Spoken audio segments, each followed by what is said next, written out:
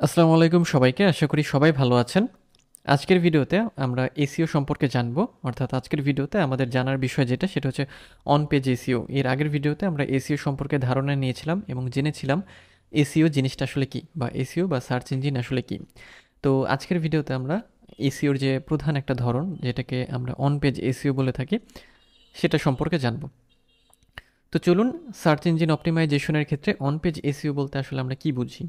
তো খুব সহজভাবে যদি আমরা বলতে যাই বা খুব সহজভাবে যদি আমরা অন পেজ এসইওকে এটার সংজ্ঞা দিতে চাই সেক্ষেত্রে আমরা বলতে পারি আমাদের ওয়েব পেজের মধ্যে আমরা যে এসইওর কাজটা করি সেটাকে অন পেজ এসইও বলা হয়। অর্থাৎ অন দ্য ওয়েব পেজ অথবা অন দ্য ওয়েবসাইট, অর্থাৎ এটাকে অনেকে অন সাইট এসইও বলে থাকেন, আর অনেকে অন পেজ এসইও বলে থাকেন।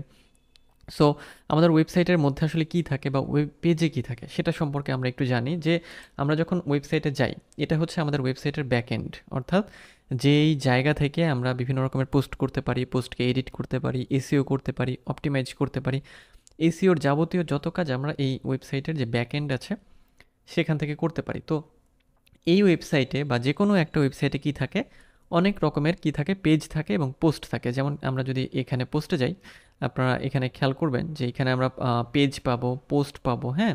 তো এই যে দেখেন পোস্ট বা পেজ, এই জিনিসগুলো কোথায় আমাদের ওয়েবসাইটেই থাকে। সো আমরা যদি আমাদের ওয়েবসাইটটাকে ওপেন করি, তো এই যে একটা ওয়েবসাইটের মধ্যে যতগুলো পোস্ট আছে, যেমন এটা হচ্ছে আমাদের ওয়েবসাইটের ফ্রন্ট এন্ড, এটা হচ্ছে ব্যাক এন্ড, তাই না? আমরা যখন এখানে এসে পোস্ট করি সেই পোস্টগুলো আমরা ফ্রন্ট এন্ডে এইভাবে দেখতে পারি। তো এখন আমাদের এই যে ওয়েবসাইটে ধরেন এই পোস্টগুলো আছে, এটা একটা ডামি একটা ওয়েবসাইট যেটা আমি টিউটোরিয়াল পারপাসে তৈরি করেছি। তো এই যে একটা ওয়েবসাইট, এই ওয়েবসাইটে যে পোস্টগুলো আছে সেই পোস্টগুলোকে অপটিমাইজ করার যে কাজ সেটাই হচ্ছে অন পেজ এসইও। অর্থাৎ অন দ্য ওয়েব পেজ বা অন দ্য ওয়েবসাইট আমরা যে পেজগুলোকে অপটিমাইজ করি, যে কন্টেন্টগুলোকে অপটিমাইজ করি, সেটাকেই হচ্ছে অন পেজ এসইও বলা হয়ে থাকে। খুব সহজ একটা বিষয়, কঠিন কিছুই না। কারণ আপনি যেটা করবেন যে এসইও যখন আপনি শিখবেন, প্রথমে আপনাকে অন পেজ ইসিওটা শিখতে হবে, তারপরে টেকনিক্যাল ইসিওটা শিখতে হবে, এবং দেন টেকনিক্যাল ইসিও করার পরে আপনাকে হচ্ছে অফ পেজ এসিও এবং লোকাল এসিওতে যেতে হবে। কারণ আপনি যখন অন পেজ এসিও দিয়ে শুরু করবেন তখন আপনার একটা ওয়েবসাইট বিল্ড হয়ে যাবে, আপনি নিজে একটা ওয়েবসাইট বিল্ড করে ফেলবেন, দেন ওই বিল্ড আপ করা ওয়েবসাইট এর উপরে আপনি অন পেজ এসিও করবেন, দেন টেকনিক্যাল, এবং দেন অফ পেজ এসিও, এবং লাস্টে হচ্ছে লোকাল এসিও করে আপনার আর যে এসিওর যে সম্পূর্ণ প্রসেসটা আপনি কমপ্লিট করে ফেলতে পারবেন একেবারে A to Z। সো আমাদের এই যে ভিডিও টিউটোরিয়াল সিরিজ আসছে আমাদের মানে চ্যানেলে, যেটা আপনারা দেখছেন এবং পরবর্তীতে আরও ভিডিও আসবে, সেই ভিডিওতে আমি একেবারে মানে সবগুলো ধাপই স্টেপ বাই স্টেপ দেখাবো যে কীভাবে আপনি ওয়েবসাইট তৈরি করবেন, তারপর হচ্ছে কীভাবে ওয়েবসাইটে কাজ করবেন, ওয়েবসাইটের অন পেজ এসিও করবেন, তারপরে টেকনিক্যাল এসিও এবং অফ পেজ এসিও ইত্যাদি যাবতীয় সব বিষয়গুলোই আপনি পাবেন।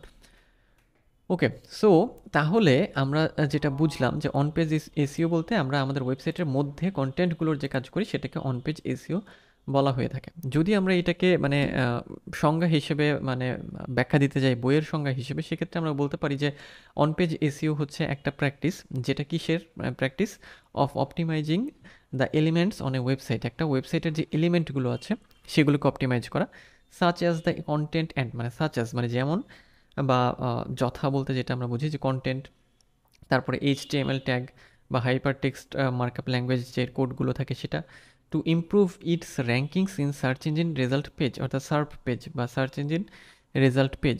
অর্থাৎ আমরা যখন গুগলে কোনো কিছু লিখে সার্চ করি, ধরেন আমি গুগলে লিখে কোনো কিছু সার্চ করলাম, ধরেন আমি এটা লিখে সার্চ করেছি, তো গুগল আমাকে এখানে এতগুলো রেজাল্ট দেখিয়েছে। তো এই যে একটা পেজ আসলো না, একটা ওয়েব পেজ আসলো, এই ওয়েব পেজে আমার এতগুলো রেজাল্ট আসলো, এটাকে হচ্ছে সার্চ ইঞ্জিন রেজাল্ট পেজ বলা হয়। অর্থাৎ আমরা যখন কোনো কিছু সার্চ করি তার উত্তর হিসেবে গুগল আমাদের যে পেজে বা যে জায়গাতে রেজাল্টগুলো সে মানে শো করে সেটাকে সার্চ ইঞ্জিন রেজাল্ট পেজ বলা হয়, সংক্ষেপে সার্প বলা হয়। এটাই হচ্ছে সেই সার্প। তো এই সার্পের কথাই এখানে বলা হচ্ছে যে সার্চ ইঞ্জিন রেজাল্ট পেজে যাতে আমরা র্যাঙ্কিংয়ে থাকতে পারি, এবং সেজন্য আমরা কী করব, using relevant keyword in the title tags, meta description and throughout the content of the page, optimizing the images and making sure the website is mobile friendly. অর্থাৎ এখানে কিছু বিষয় আমরা যখন প্র্যাকটিক্যাল করব তখন দেখব যে this includes things like using কি বলছে relevant keywords in the title tag, meta description and through out the content of the page. So আমরা যদি এই রেজাল্টে যাই, যখন আমরা একটা সার্চ পেজে আসলাম আমাদের এই রেজাল্টগুলো শো করলো, তাই না?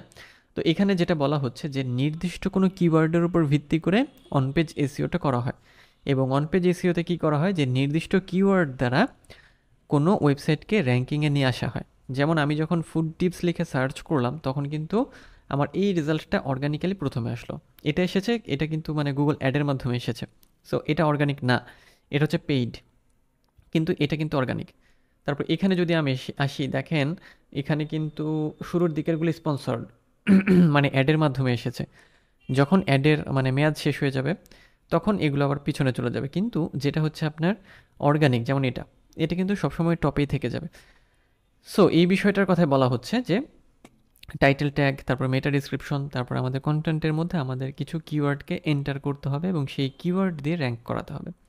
তো মানে মেটা টাইটেল কোনটা? মেটা টাইটেল হচ্ছে এটা, যে এই যে দেখেন যে এই সেকশনটা, যে টাইটেল সেকশনটা, এটাকে মেটা টাইটেল বলা হয়। তারপরে আমরা এই মেটা ডিসক্রিপশন দেখাই, এটাকে অনেকে মেটা ট্যাগ বলে থাকেন বা মেটা টাইটেল, একই জিনিস।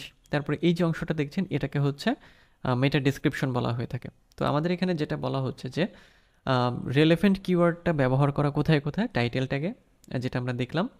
তারপরে মেটা ডিসক্রিপশন অর্থাৎ টাইটেল ট্যাগ, তারপরে আমাদের মেটা ডিসক্রিপশন কোথায়? এটা।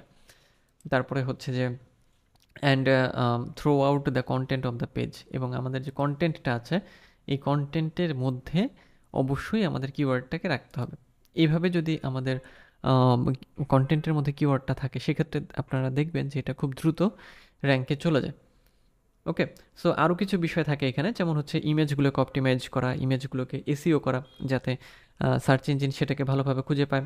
তারপরে ওয়েবসাইটকে হচ্ছে মোবাইল ফ্রেন্ডলি করে তোলা, অর্থাৎ মোবাইল ফ্রেন্ডলি বলতে যখন আমরা কোনো ওয়েবসাইটকে ওপেন করি তখন সেটা আসলে কত দ্রুত লোড হচ্ছে বা মোবাইলে আসলে সেটার ইন্টারফেসটা কেমন হচ্ছে সেই বিষয়টার কথাই এখানে বলা হচ্ছে।